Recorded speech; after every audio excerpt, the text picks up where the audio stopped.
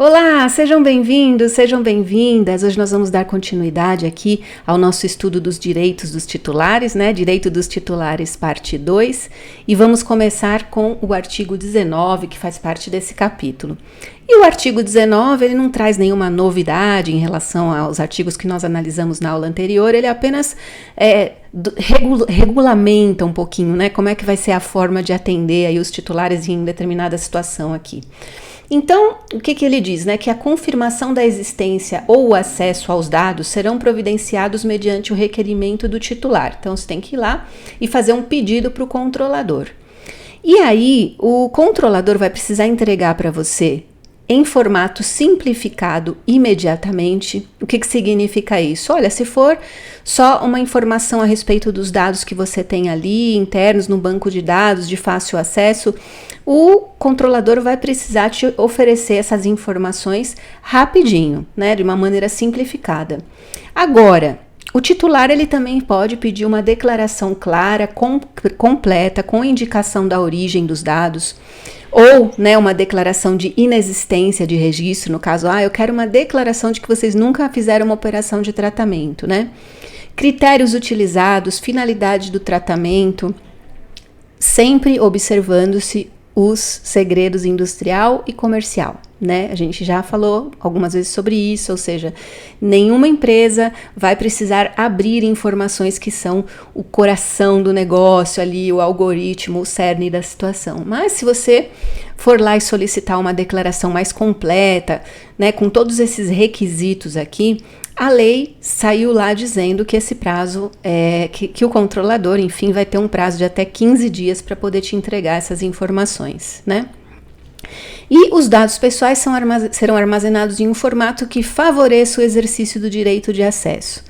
A gente já viu, né, que as empresas precisam se organizar para poder atender esses direitos de titular. Então, na aula anterior a gente falou um pouco sobre a questão da portabilidade. Olha, na portabilidade a gente tem que ter lá toda a nossa informação organizada num meio de fácil acesso, né, num arquivo que facilmente possa ser acessado por uma outra empresa, e isso precisa estar disponível e organizado para você poder portar.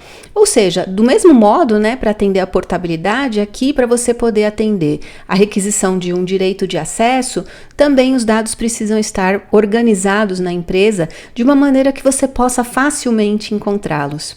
Isso aqui, gente, parece uma coisa super simples, mas não é, tá? Porque você imagina essas empresas enormes que tem aí um monte de banco de dados, sistema, aplicação, com dado em tudo quanto é lugar, em tudo quanto é buraco, né? Às vezes a empresa nem sabe em que locais aquele dado do titular está replicado.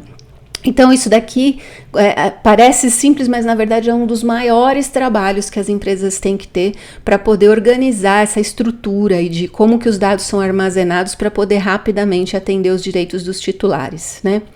E aí as informações poderão ser oferecidas ou fornecidas a critério do titular, ou por meio eletrônico ou sob a forma impressa. A lei deixou lá que isso daí é uma decisão do titular de dados, né? Então, o controlador também precisa se programar para poder atender das duas formas essas solicitações, tá? Quando o tratamento acontece com base no consentimento ou em um contrato, o titular pode solicitar uma cópia eletrônica integral dos seus dados, sempre respeitando o segredo industrial e comercial. E essa parte ficou também pendente a regulamentação da Autoridade Nacional de Proteção de Dados, ou seja, a ANPD vai precisar se manifestar em como que vai ser, né, todo esse processo de requerimento, de fornecimento e tudo mais. Mas aqui é só lembrar da regra da portabilidade. Do mesmo jeito que os dados precisam ficar facinhos lá para serem transferidos para uma outra empresa, eles também precisam ficar fáceis para o próprio titular requisitar a vista, né, ou ter ciência de quais informações a empresa possui a respeito dele. E também ficou uma questão aí de regulamentação, porque a autoridade nacional ela pode dispor de uma maneira diferenciada a respeito daqueles prazos que estavam lá no inciso 1, né? Eu até coloquei aqui. Lá ela fala imediatamente, quando for um dado simples, né? E em 15 dias, quando você pedir lá uma informação um pouco mais detalhada, né, com quais finalidades do tratamento e tudo mais. Mas esses prazos, eles podem ser revistos aí pela autoridade nacional, tá? Bom, aqui a gente vai falar sobre a questão da revisão de decisões tomadas unicamente com base no tratamento automatizado. Nós conversamos algumas vezes sobre que os nossos dados ficam lá online e muitas vezes os sistemas, as aplicações, eles tomam decisões a respeito da nossa vida através de processos automatizados, através de um algoritmo, e que essas decisões, elas podem afetar a nossa vida em diversos pontos, né? O próprio artigo, ele fala lá, né, a respeito do nosso perfil pessoal, profissional, de consumo, de crédito, ou até de uma forma genérica sobre aspectos da personalidade. Então, quando você tem uma decisão ali, e essa decisão, de alguma maneira, ela te prejudica, né, ela te desfavorece, você pode solicitar a revisão dessa decisão. Esse artigo aqui, ele sofreu uma alteraçãozinha quando foi a época da aprovação da lei, porque no texto original ele dizia que essa revisão tinha que ser feita por uma pessoa física. E isso daí foi cortado do texto da lei, de tal modo que essa revisão pode ser feita por um algoritmo mesmo, né? Então aí precisaria fazer alguma revisão do algoritmo, uma troca, né, das informações base que são dados, mexer em alguma coisa para que essa decisão possa ser revisada, no caso, eletronicamente, né? Mas, enfim, o direito está aí e nós temos direito de revisar as decisões que por alguma razão nos comprometam ou nos prejudiquem, né? E aí, decorrente desse direito, o controlador tem que fornecer, sempre que solicitado, informações claras e adequadas a respeito dos critérios e dos procedimentos utilizados para essas decisões, sempre observado o segredo comercial e industrial. Então, quando a gente fala, olha, no score de crédito, que eu sempre gosto de utilizar como um exemplo, porque ele é muito claro para todo mundo, né?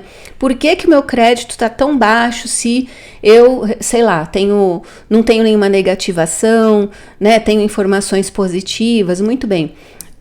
É preciso que o controlador dê algum esclarecimento para o titular de dados sobre quais os critérios que são utilizados. Então, ele não vai ser obrigado a abrir o algoritmo com o qual ele calcula, né, o seu score, o seu rate lá, porque obviamente isso está dentro do segredo industrial e comercial, mas ele precisa dar um mínimo de explicação aonde fique claro ali como foi que ele chegou e atingiu aquela nota que foi dada para você. Algum tipo de explicação mínima tem que ter.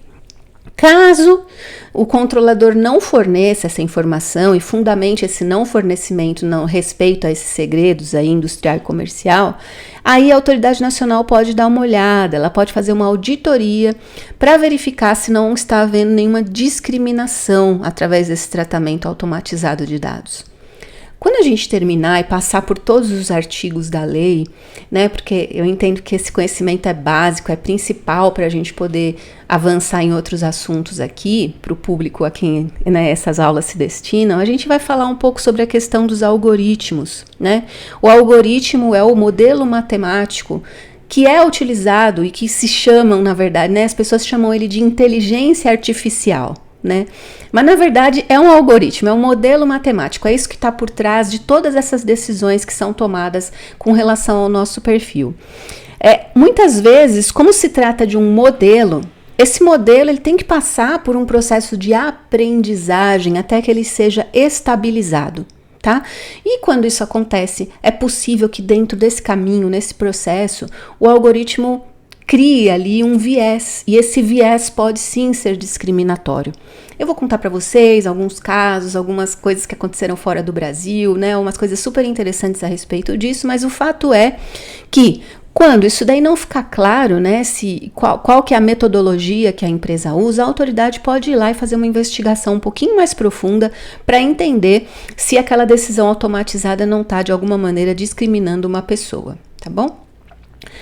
E aí nós partimos para o artigo 21, que vai dizer que os dados pessoais referentes ao exercício regular de direitos não podem ser utilizados no seu prejuízo.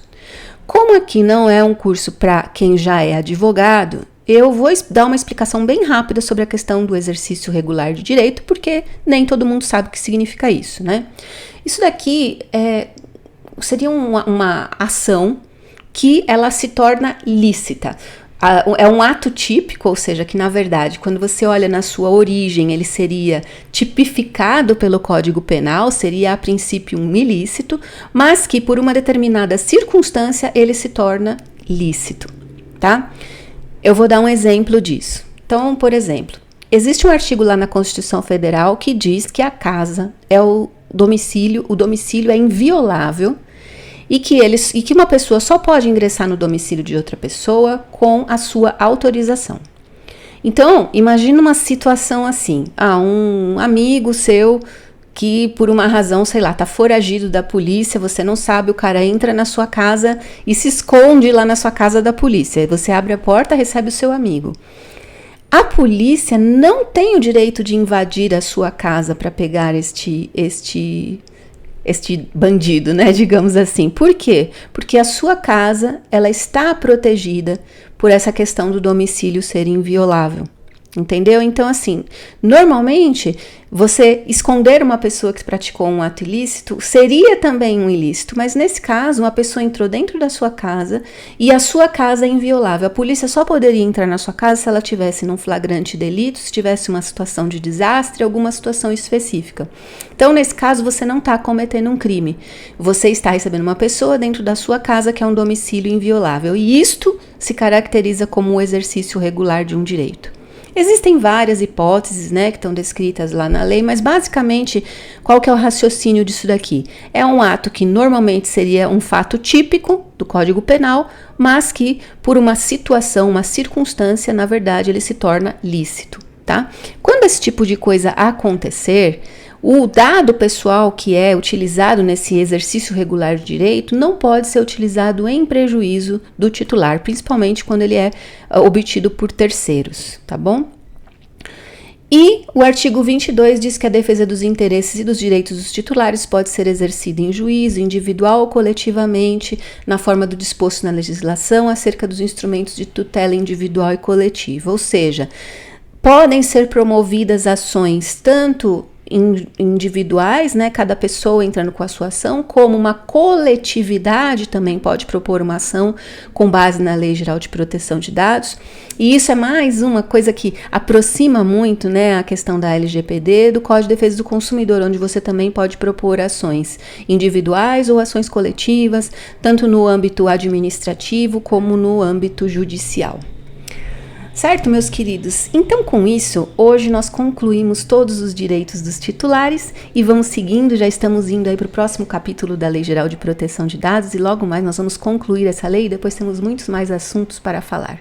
Se você gosta do conteúdo, por favor, curte esse vídeo e compartilha. Não esqueçam que é muito importante que os titulares conheçam seus direitos para que todos eles sejam exercidos. Muito obrigada por estar comigo, até a próxima aula. Um beijo enorme para vocês e até mais.